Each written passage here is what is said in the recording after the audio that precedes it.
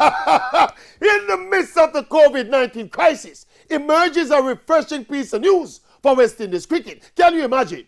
The West Indies have moved up the World T20 rankings from number 10 to number 9. Yes.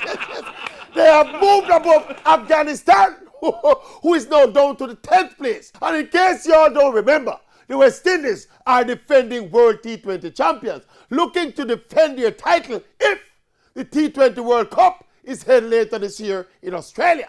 But you know what I say, big and serious, West Indies board president Ricky Skerritt must be quietly giving thanks for the destruction of the COVID pandemic.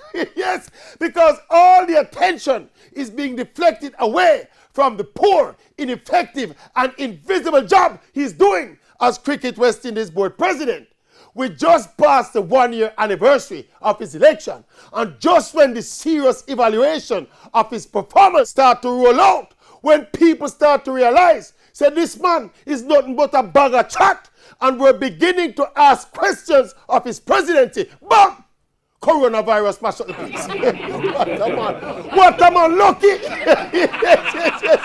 Anyway, Mr. Skerritt, may I give credit where credit is due? Yes, good improvement for the team. Yes.